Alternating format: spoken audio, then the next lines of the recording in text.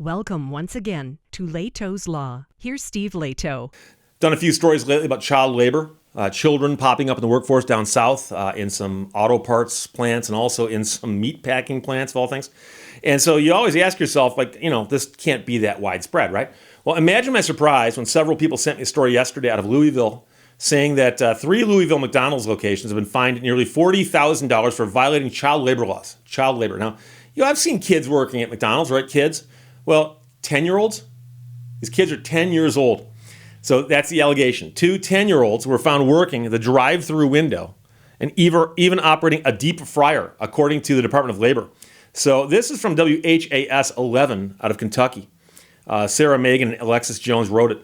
3 Louisville McDonald's locations are being fined nearly $40,000 for violating child labor laws. The Department of Labor confirmed with WHAS that one location was the McDonald's on Taylor Boulevard. The location is the same McDonald's where kids were recorded behind the counter in August of 2022. I saw the video footage. Somebody shot video footage of these little kids behind the counter, 10 years old. At the time, a McDonald's spokesperson said that the minors shown in the video were not employees of the restaurant. The company said they were children of some of their employees, saying it's kind of like take your kid to work day. So there's a kid behind the counter. Don't worry, he's not on the clock. That's what they said. The Department of Labor confirmed with WHAS 11 News that investigators found a pair of 10-year-olds working at the Taylor Boulevard McDonald's operated by Bauer Food LLC. The 2 kids would reportedly work the drive-through window and operate a deep fryer, which is a prohibited task for any employee under the age of 16. There are rules regarding what you can and cannot do at what ages. And I've mentioned before, I had a friend who worked at a pizzeria, but they also made submarine sandwiches. That's what we call them in Michigan, submarine sandwiches. And they had a meat slicer. And there were kids who worked there who were old enough to work, but they were not old enough to work the meat slicer. And that was always rule number 1. Okay, you can do everything I'm showing you here, but don't touch that machine. A labor attorney says kids must be over 14 years old to work at a restaurant in Kentucky. And even if they are 14, there's certain equipment that they cannot use and also certain hours they cannot work. They cannot work past 7 o'clock at night, for instance. The Taylor Boulevard location has to pay $39,711 for violations. And some people are saying that's not enough. A business isn't going to learn anything by being slapped on the wrist for $39,000, says the attorney. He says the state should increase the fine, allow private attorneys to sue the owner, and provide more oversight so no other child is exploited. He said this is a case where a business needs to be told what they can or cannot do. And the only way that ever comes about is more robust enforcement and people feeling comfortable with asserting their rights. It's unclear which other 2 locations were fined, but the Department of Labor report says the 3 Louisville locations were among dozens of McDonald's restaurants fined throughout this multi-state investigation. Too often, employers fail to follow the child labor laws that protect young workers. Wage and Hour Division District Director Karen Garnett Civils in Louisville said, under no circumstances should there ever be a 10-year-old child working in a fast food kitchen around hot grills, ovens, and deep fryers. This was part of a larger investigation into 3 separate franchisees operating 62 McDonald's restaurants across Kentucky, Indiana, Maryland, and Ohio. These companies had 305 employees under 16 years old working too many hours, according to the report. Violations have resulted in more than $200,000 in fines. And here's the thing. With all of the security they've got today, it can't be hard to figure out if these kids were working or not, right? There's cameras everywhere, especially around the counter. And so all you got to do is watch a little of that surveillance footage and see what those kids are doing. Are they really sitting in a corner coloring in a coloring book waiting for the mother to finish her shift? Or are they working the deep fryer and taking calls on the hoot and holler for the drive-thru? I mean, that's not that hard to figure out. But it reminds me, my first job was delivering a thing called the Shopping News. And it was a free newspaper. I think it came out once a week. And so once a week, I get a bundle of these papers, and I'd go through the neighborhood and put them on all the porches. And then once a month, I got paid, and it was very, very little. Literally, I don't know, it was a penny a paper, maybe even less than a penny a paper. But it was a nice little job to have. I was like 10, 12 years old, something like that. But then I got a free press route, which is the morning newspaper. I actually had to go out and collect from people and get my money. A little more work there. I had to interact with humans, actually talk to people and tell them what they owed you and get them to pay you and have discussions with them. And then when I was 16, I got a job working at a gas station. I mentioned that before. pumped gas, eventually drove a tow truck, would do things like fix flat tires and things of that nature. But generally speaking, it was mainly pumping gas and working at cash register. And I started doing it around 16 years old. But I knew kids who had jobs, washing dishes in restaurants or working in restaurants. But everyone knows that there are ages below which you're not allowed to do that kind of work. And a lot of people are not that familiar with our history on this, but there was a time when child labor was extremely common, very, very common. And it took federal legislation, basically, to make it illegal to put children to work, say, in factories. And so if you go back to like the 1700s and the 1800s, the Industrial Revolution, people always think about, oh, yeah, steam engines and water wheels and stuff. Yeah, and child labor. It was extremely common for children to work in factories. And it was extremely common here in America until the early 1900s.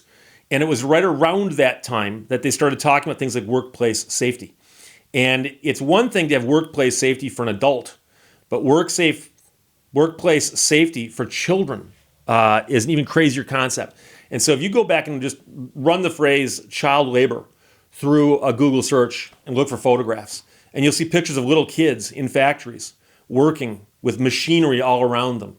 And nowadays, your first thought, at least mine is always, shouldn't that kid be in school? Kid's not in school. Instead, working in a factory with some heavy equipment. Number two, should that kid be working with heavy equipment? What? So there's all kinds of problems, but we as a society have decided that it's important for us to protect kids up to a certain age from certain things. And then, of course, they go into the workforce. There's things they can do, things they cannot do, and recognize that a kid having a job is a good thing.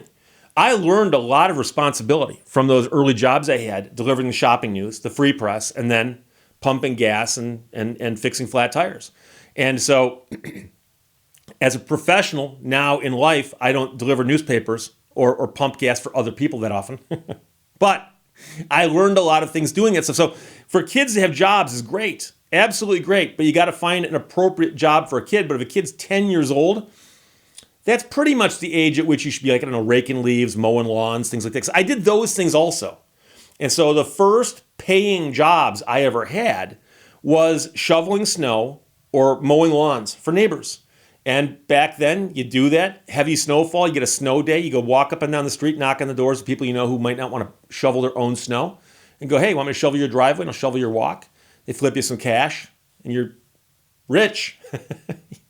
No school, and you got money to spend.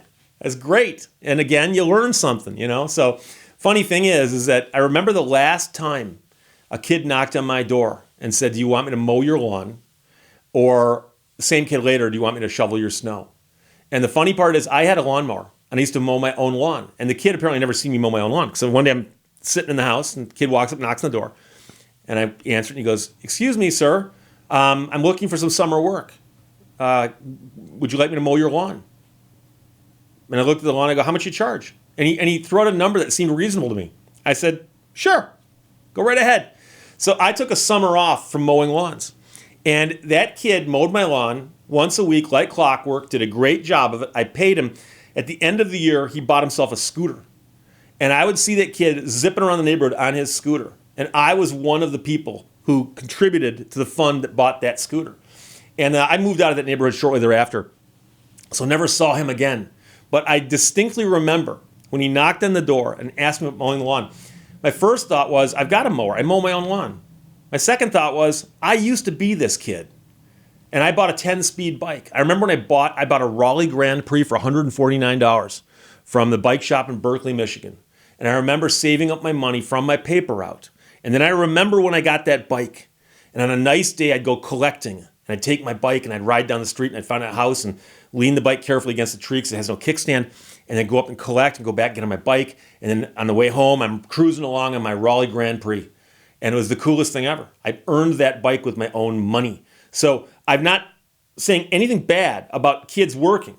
Kids should work. It's good for them, okay? But it's got to be age appropriate. And what's crazy about this is you and I both know that somebody who owns franchises of a major corporation like McDonald's knows all of these things. So I don't know how this could come about where if there's somebody who's that short-staffed that they actually say, hey, bring some kids in here and we'll take care of them. Or fake IDs, I don't know.